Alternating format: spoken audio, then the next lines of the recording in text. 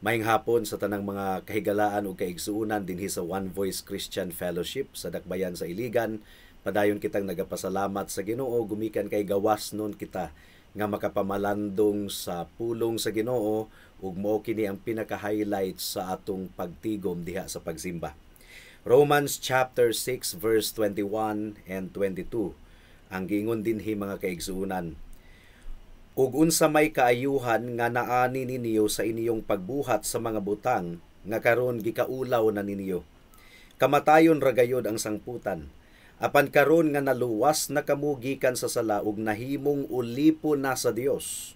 Ang balos nga madawat ninyo mao ang pagkabalaan nga musangpot sa kinabuhing walay katapusan. May the Lord bless the proclamation of His word at this moment. Ang pinakaunod sa atong pagpangwali sa atong buluhaton dinhi sa Iligan mga kaigsuunan mao ang kaluwasan. We preach the gospel of salvation to all people. Nagtudlo kita sa walay pagpanuko nga ang Biblia adunay saad sa kinabuhing walay katapusan, assurance of salvation sa tanan nga mga mutuo ug musalig sa atong Ginoong Hesukristo nga adunay paghinulsol sa sala. So in other words, we proclaim assurance of salvation. Ang tanang anaa kang Kristo adunay kasiguruhan sa kaluwasan. Pero ang maminaw nato niini mga kaigsuunan, abtik kaayong mo reklamo. Moingon nga, okay, so luwas na dai mo. Pwede na mo magpakasala. Mga kaigsuunan, kung kana ang argument sa usa ka tawo, buot pasabot, wa siya makasabot sa biblical teaching on salvation. Ang kaluwasan nga iyang nasabtan, kaluwasan lamang gikan sa impyerno. Pero ang kaluwasan sa Biblia, kaluwasan usab gikan sa impyerno, apan una sa tanan, kaluwasan gikan sa sala, gikan sa pagkaulipon sa sala. Ang giingon sa Romans chapter 6 verse 1 and 2. In fact, gi-address ni Pablo kini nga problem, kini nga objection sa Romans chapter 6 verse 1 and 2. Ang giingon dinhi, busaon sa may atong ikasulti karon. Magpadayon ba kita sa pagpakasala aron mudugang ang grasya sa Dios? So it's the same objection mga kaigsunan. Dili gayod kay mahitungod sa pagpakasala patay na kita busa unsaon manato pagpadayon pagkinabuhi diha sa sala. So nakita nato kaluwasan gikan sa sala ang atong gimantala. Dili lamang kaluwasan gikan sa silot sa impyerno, kundili kaluwasan gikan sa sala. Ang giingon sa Matthew chapter 1 verse 21, gi-explain sa anghel ngadto kang Jose ang pagmabdos ni Maria. Ang giingon dinhi, manganak siyag batang lalaki ug nganli siyag Jesus, kay luwason niya ang iyang katawhan gikan sa ilang kasalanan. Gikan sa kasalanan, so it's salvation from sin. Matud pa sa Romans chapter 6 verse 14, tungod kay ang sala dili na makahari diha kaninyo. Tungod kay wala na kamo nahailalom sa tunglo sa balaod, kundili nahailalom na kamo sa grasya. So sa atong pagpamalandong ning takna sa kahaponon, adunay tulo ka butang nga atong tan-awon gikan sa atong teksto sa Romans chapter 6 verse 21 and 22. Una, the profound change, ang tiunay gayod nga pagkabag-o or pagbag-o. Ikaduha, the nature of the change, ang kinaiyahan sa kabag-uhan nga atong nadawat. Ug ikatulo, the result of the change, ang bunga, ang resulta sa kabag-uhan nga gihatag sa Ginoo sa matag usa kanato nga mga magtutuo kang Kristo. Magampo una kita before kita magpadayon. O labing gamhanan nga Dios, dalaygon ang imong ngalan. Amo kang gibayaw sa among taliwala o Dios, ug among giila nga ikaw na ang among amo. Dili na kami ulipon pa sa sala karon, kundili nahimo na kaming ulipon sa pagkamatarong. Ug among gipangayo nga imong ablihan ang among kasing-kasing hunahuna aron among masabtan ang dako kayong kaluwasan nga imong gihatag sa tanan nga mga magtutuo kang Kristo. Salamat o Dios, in Jesus name we pray. Amen. Mudangat na kita sa unang punto, a profound change. Ang atong teksto mga kaigsuunan nagpakita nga ang usa ka Kristohanon aduna gayoy tiunay nga kabag-uhan nga nahitabo sa iyang kinabuhi. Atong basahon og utro ang atong teksto. Ug unsa may kaayuhan nga naani ninyo sa inyong pagbuhat sa mga butang nga karon gikaulaw na ninyo. Kamatayon ra gayud ang sangputan apan karon, but now. So adunay kalainan sa kaniadto ug sa karon. Apan karon nga naluwas na kamo gikan sa sala ug nahimong ulipon na sa Dios. Ang balos nga madawat ninyo mao ang pagkabalaan nga musangpot sa kinabuhing walay katapusan. But now, apan karon. Mao kana ang dako kaayo nga description sa tinuod nga Christian. Apan karon. So dili na pareho kaniadto. Ang kaniadto mga kaigsuunan gidescribe sa verse 21. Ang kaniadto mao ang tawo nga naglakaw ilalom sa pagbulutan sa sala, apan ang tinuod nga Kristohanon confident siyang muingon, but now, kaniadto ingon ini ang akong kinabuhi, pero karon nahimo na akong ulipon sa pagkamatarong. What a complete transformation. Kaniadto ulipon ni Satanas, karon ulipon na sa Dios. Kaniadto sa verse 21, you were the servants of sin. You were free from righteousness. Gumikan kay nahailalom ka sa sala. You have now become slaves of righteousness. Lahi na karon, ulipon na sa pagkamatarong. So unsa may bunga sa kinabuhi nato kaniadto? Wala. Ang bunga mao ang kamatayon. Pero karon aduna nay bunga sa pagkamatarong. Walay bunga sa pagkamatarong kaniadto, apan karon aduna nay bunga. So ang tinuod nga Kristohanon nakasinati gayod og tiunay nga kabaguhan. Mao kani ang dako kayong balita sa kaluwasan nga atong gimantala dinhi sa One Voice Christian Fellowship. But now, ang Kristohanon lamang gayod ang makalitok niini nga pulong kaniadto apan karon. Lahi na karon. There is difference. Sa dili Kristohanon mga kaigsunan walay kalainan. Walay kalainan. Pero sa tinuod nga Kristohanon aduna gayoy kalainan. So gi-divide sa atong Ginoong Hesukristo ang kapanahunan, gibahin dili lang sa AD and BC or BC and AD, kundili sa usa ka Kristohanon nabahin ang kapanahunan sa before and now. Kaniadto ug karon. Ikaw ba naghimaya sa Ginoo gumikan sa kabag-uhan nga klaro kaayong nasinati nimo sa imong kinabuhi karon igsuon? Ang usa ka Kristohanon gisugo sa Biblia nga magmaya gumikan niini nga kabag-uhan. Ang tanang tinuod nga Kristohanon makatestimonyo gayod sa kabag-uhan nga iyang nasinatian. So, kung kini nga kamatuoran dili makahatag kanato og kalipay, dako kayong kalipay, it could be nga dili ka Kristohanon. It could be nga hangtod karon ang imong kinabuhi susama ra. Pero ang tinuod nga Kristohanon, there is a complete change. There is a complete contrast mga kaigsuunan. Walay common sa kinabuhi nato kaniadto ug sa karon. There is nothing in common between the Christian and non-Christian. The difference is absolute. Ang dili Kristohano nag-alagad sa sala, nag-alagad kang Satanas, layo sa Dios, apan ang Kristohano nag-alagad sa Dios, nag-alagad sa pagkamatarong ug haduol sa Ginoo, nahasakop sa panimalay sa Dios. So ang argumento ni Apostle Paul para sa mga tinuod nga Kristohanon, kinahanglan ma-realize nato kung unsa na karon ang atong posisyon. Gihiling kawas na kita, wala na kita sa teritoryo sa gingharian sa kangitngit. Gisakbit na kita sa Ginoo gikan sa gingharian sa kangitngit ug gibalhin na kita niya sa gingharian sa kahayag. So it's entirely different. That is why ang argumento ni Apostle Paul, ang tinuod nga Kristohanon dili gayud magpadayon sa pagkinabuhi diha sa sala sama kaniadto. That's the essence of the argument. The absolute character of change mga kaigsuunan. Ang kabag-uhan ti unay gayud absolute. And it is something nga gibuhat sa Dios kanato. Gumikan kay nasayod kita nga wala kitay gahom sa pagbag-o sa atong kaugalingon. Dili gayud kita makabag-o sa atong kaugalingon. Dili kita makabag-o sa atong kasing-kasing. Ang balaang espiritu sumala pa sa Biblia mao ang nagbag-o sa atong kasing-kasing niadtong naghinulsol kita ug mitawag kita kang Kristo alang sa kaluwasan.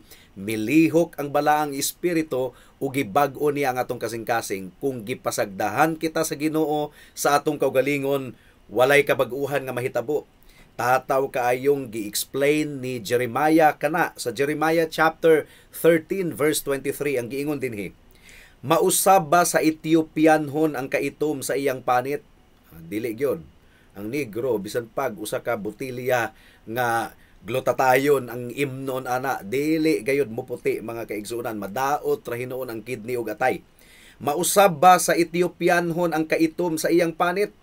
Umahimo ba sa leopardo ang pagpala sa iyang mga kabang? Kun mao, nan, kamong naanad sa pagbuhat og dautan, makabuhat usab sa matarong. And the answer is no. It's impossible. But, alang sa tinuod nga Kristohanon, gibag-o siya sa Ginoo. Gihatagan siya kabag-uhan sa iyang kasing-kasing. We have been freed. Gipahiling kawas kita. Ug nahimo kitang ulipon sa Dios, ulipon sa pagkamatarong. We have been enslaved to God. In other words, kanang giingon sa Ephesians chapter 2 verse 10 nga kita workmanship sa atong Ginoo. Remember nga sa Ephesians chapter 2 verse 1 ang description sa mga makasasala niini, kaniadto patay kamo gumikan sa sala. That was our description before. We were dead in our sin. Pero unsa ang gibuhat sa Ginoo sa verse 5? Bisan gani nga kaniadto patay kita sa espiritu tungod sa atong sala, gibanhaw kita niya uban kang Kristo. Naluwas kamo tungod sa grasya sa Dios. So, we have been born again. We have been quickened by the power of the Holy Spirit. Ang atong kaluwasan pinaagi lamang sa grasya ug madawat nato pinaagi sa pagtuo. Apan ang tinuod nga luwas, ang gilauman, Ephesians chapter 2 verse 10, mga binuhat kita sa Dios ug gibuhat kita niya diha kang Kristo Jesus aron magbuhat kita sa maayo nga maoy iyang tuyo alang kanato. So mamunga gayod og pagkamatarong ang tinuod nga luwas. Maupod kini ang description ni Pablo sa Colossians chapter 1 verse 9 hangtod sa 12. There is a profound change. There is a radical change. Ang giingon dinhi, nagampo gayud kami kanunay alang kaninyo sukad sa pagkasayod namo niini. Gipangayo namo sa Dios nga masayod unta kamo sa iyang kabubuton uban sa tanang kaalam ug kahibalo nga gihatag sa iyang espiritu aron makahimo kamo pagkinabuhi sumala sa kabubuton sa Ginoo ug makabuhat kanunay sa mga butang nga makapahimuot kaniya.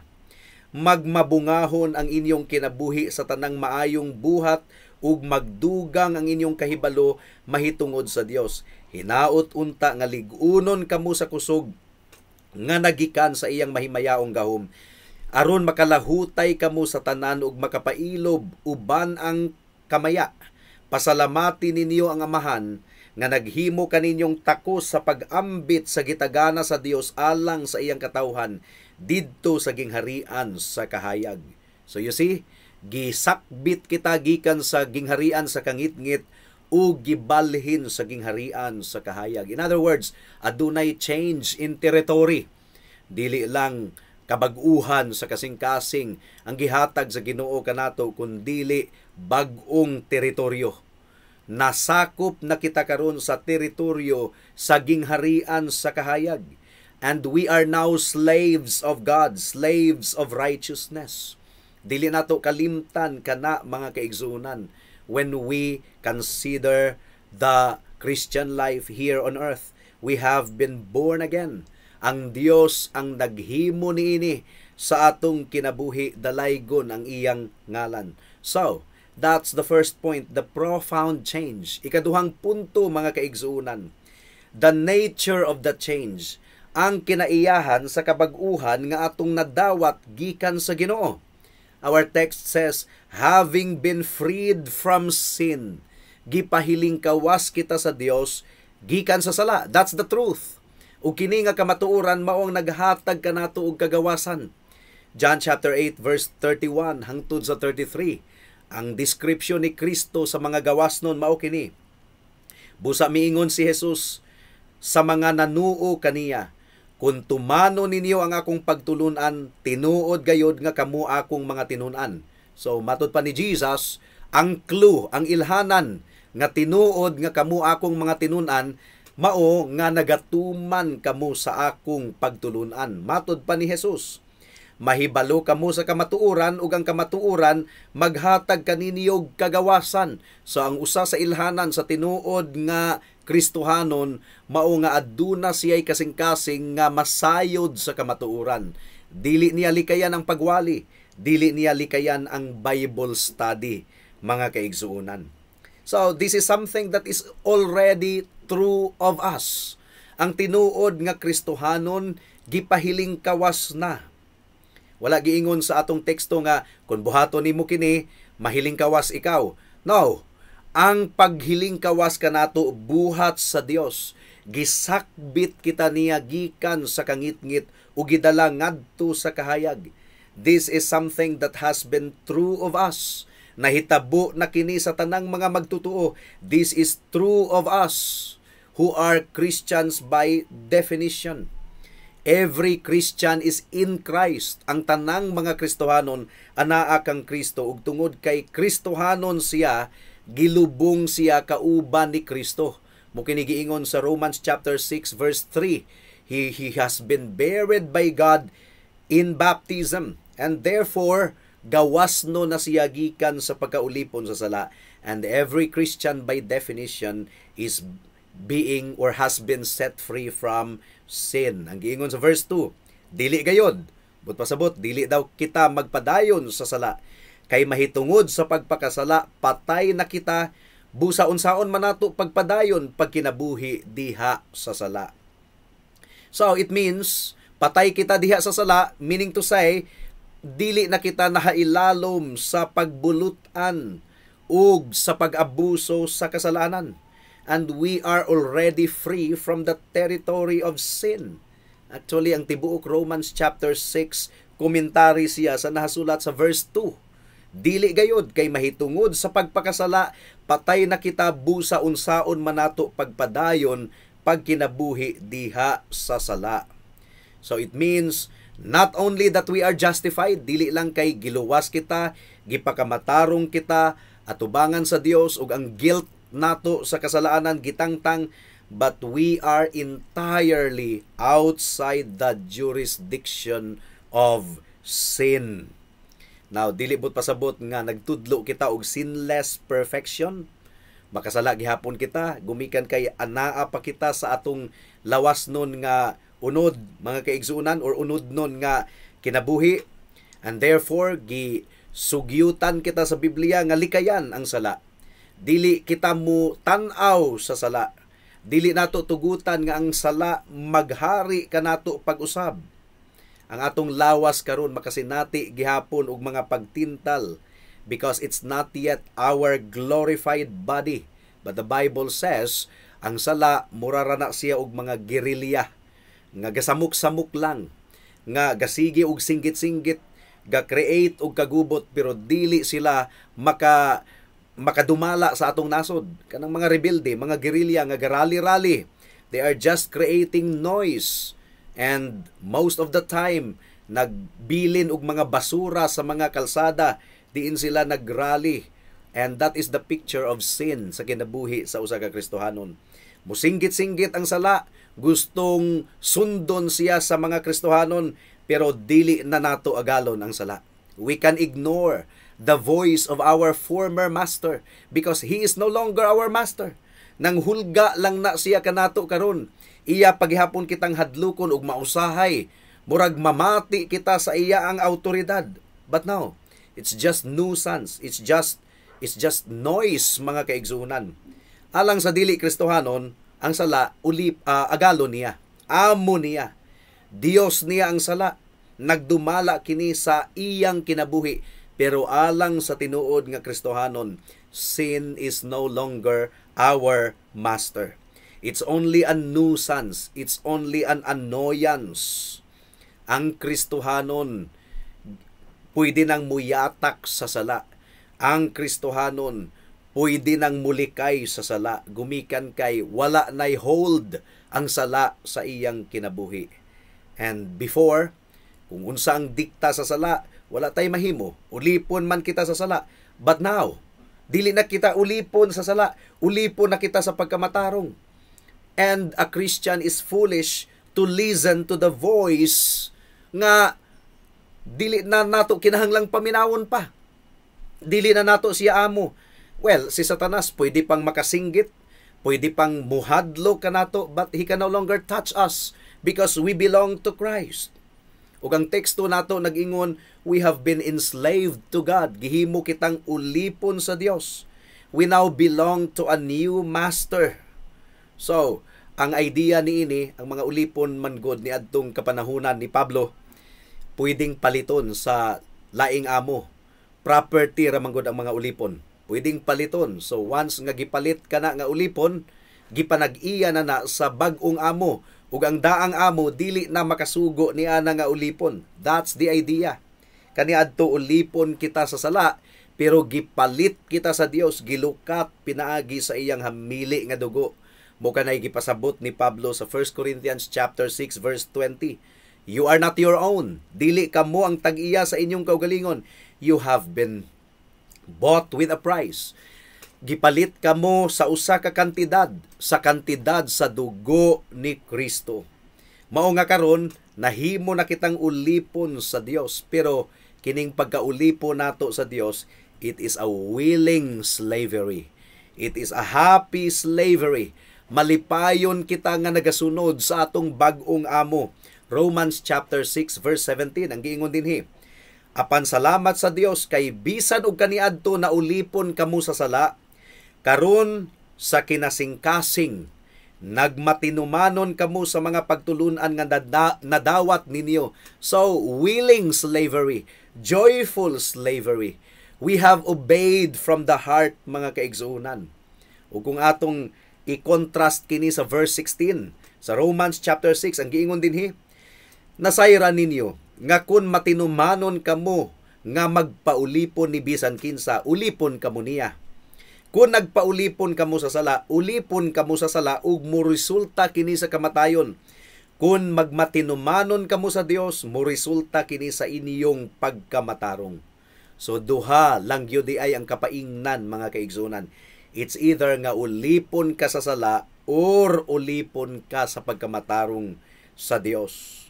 Ang Kristohanon ulipon gihapon, pero ulipon sa pagkamatarong, ulipon sa Dios.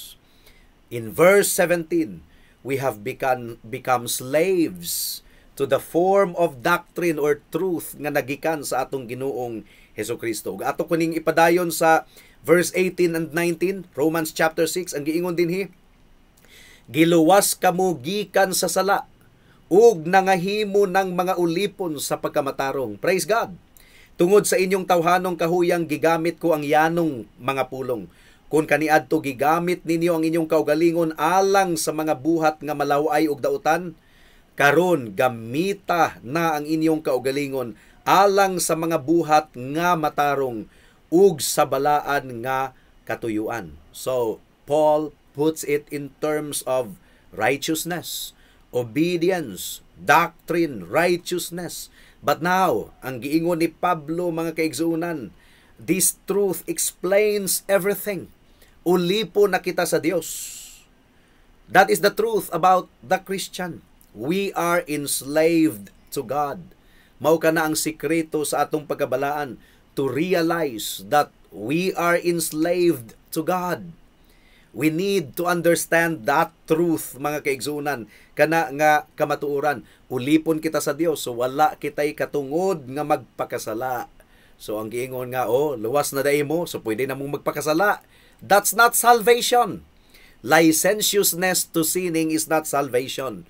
Ang salvation is freedom to do good works, freedom to exercise righteousness, freedom to be holy. That's salvation. We are doing something nga ikalipay sa atong amo. Dili kita mubuhat og butang nga ikapasuko sa atong amo nga mao ang Ginoo. Mura kini og sundalo kita sa Pilipinas, unya mulaban kita sa nasod nga kontra sa Pilipinas. Every time nga magpakasala kita, sundalo kita sa Dios, pero milaban kita sa kampo ni Satanas, and that is unimaginable. That is something nga buot ni Pablo nga ma-realize sa tanang mga Kristohanon. We belong to God. Ug ang katuyuan niini mao nga mga lagad kita kaniya. Ang tuyo sa atong kinabuhi mao ang paghimaya sa Dios hangtod sa kahangturan. Ug unsa man ang pinakadako nga sugo, love the Lord your God with all your heart, with all your soul, with all your mind, and with all your strength. And gidemonstrate kini sa kinabuhi ni Jesus. Ang giingon sa Bible, the zeal of your house has consumed me. Ang kadasig sa balay sa Dios mao ang nagakontrolar sa atong Ginoong Hesukristo. Kung atong pamalandungan ang atong relasyon sa Dios, mga kaigsunan, instead nga self-centered kita, nag-focus lang kita sa atong kaugalingon, mapildi gayud kita sa sala. Kay kung mag-focus kita sa atong kaugalingon, makita nato ang atong kahuyangon. Mag-focus kita sa atong amo, gamhanan siya nga mukontrolar kanato, gamhanan siya nga muluwas kanato ug mutabang kanato batok sa sala. Matod pa ni Jesus, I came not to do my own will. Wala ako mianhi aron buhaton ko ang akong kaugalingong kabubuton. Mao man usab kita. Dili nato buhaton ang atong kaugalingon nga kabubuton. Muawat kita sa atong Ginoong Hesukristo. Musundog kita. Philippians chapter 2 verse 5 hangtod sa 8 ang giingon dinhi mga kaigsuonan.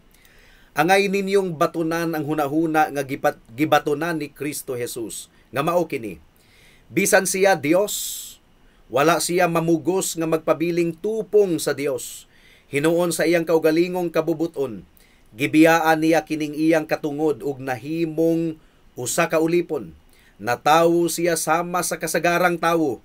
Nagpaubos siya ug nagmasinugtanon hangtod sa kamatayon. Bisan sa iyang kamatayon sa krus. So mao kini ang atong attitude nga atong sundugon mga kaigsunan. Ulipon kita sa Dios, so dili kita mo itag-iya sa atong kaugalingon. Dili kita mo focus sa atong kaugalingon, sa atong kusog. No. Didto kita mo focus sa atong Dios, sa atong amo. Gamhanan siya. Iya na kitang gipahiling kawas. And this is the truth that makes you free. Realize who you are in the Lord Jesus Christ. Ang posisyon nato secure na. Ang giingon ni Kristo ay give them eternal life and they shall never perish. No one can snatch them out of my hands. We are slaves of God and forever and ever, mga kaigsuunan. Now, ikatulo o katapusang punto, ang resulta niini nga kabaguhan, the result of this change. First, matod pa sa Biblia, mamunga kini og pagkabalaan. Aduna na kitay bunga karon, kaniadto wala. Pero karon aduna nay bunga. Isip Kristohanon, nagproduce na kita og bunga sa pagkamatarong. The fruit is the result of your changed condition. Ang atong condition sa una ulipon sa sala, ang bunga pagpakasala. We cannot produce holiness without having been changed first. Mga kaigsuunan, imposible. Matod pa ni Jesus sa Matthew chapter 7, mailhan nato ang punuan sa iyang bunga. Kung ang punuan dautan, ang bunga pod dautan. Pero kung gibag-o ang punuan, nahimong matarong nga punuan pinaagi sa gahom sa Dios, ang bunga niini matarong usab. Ang tawag niini regeneration. We preach the doctrine of regeneration. Born again. Ang atong Ginoo lamang ang adunay gahom sa pagbuhat niini alang kanato. It is only as we are in Christ that we bear fruit.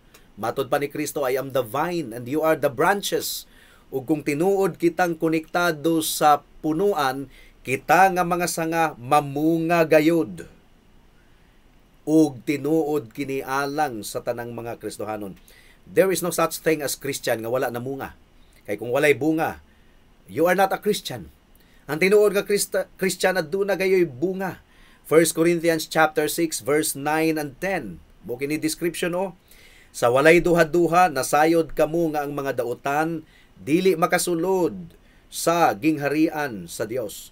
Ayaw pagpalimbong kay ang mga tawo nga makihilawason o nagsimba sa mga Dios-Dios o mga mananapaw nakighilawa sa isig kalalaki o isig kababae o kawatan o hakog o mga palahubog o tigbutang-butang o mga malapason sa balaod dili makasulod sa gingharian sa Dios.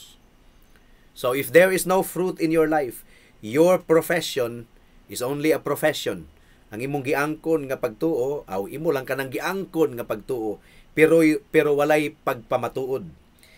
Being set free from sin, you have been enslaved to God. That's what our text tells us. Aduna nakitay bunga, mga kaigsuunan. Ang pasabot niini, we have become less and less guilty of sin. From glory unto glory. We have become transformed into the image of Christ from glory unto glory. Now, this is the description of a person nga wala pagyud kang Kristo. Sayon kaayo pag-ila sa buhat sa tawhanong kinaiya, Galatians 5:19-21. Makita kini diha sa salawayon nga pakighilawas, hugaw ug hilas nga mga buhat, ingon man sa pagsimba sa mga Dios-Dios ug sa pagpamarang. Makita usab kini sa pagdinumtanay, pagbingkil-bingkil, sa kasina, sa kapungot, sa kahakog, sa pagkabahin-bahin, pagkamasinahon, pagkapalahubog, pagkamapatuyangon, sa lawas nung kaibog, ug uban pang mga butang nga sama niini. Busa pasidan-an ko kamo karon sama sa akong gihimo kaniadto. Ang magbuhat niining mga butanga walay dapit sa gingharian sa Dios. So, ang giluwas ni Kristo gikan sa pagkaulipon sa sala, meaning to say, we are now devoted unto God, and we are now devoted unto good works. And meaning to say, ang atong kinabuhi mamunga na og bunga sa Espiritu, love, joy, peace, goodness, long-suffering, self-control, patience, and self-control. And those things, in a progressive manner, nagka-increase, nagkadugang, progressive, advancing, makita gayud sa atong kinabuhi. Mura ra kini og gakat-kat kita og bungtod, mount agad-agad, nga murag gikapoy kita, murag maslide kita, pero padayon gihapon kitang mukat-kat, hangtod nga muadto kita sa tumoy, mga kaigsuunan. Matud pa sa himno ni Charles Wesley nga Love Divine, all loves excelling, ang giingon, changed from glory unto glory.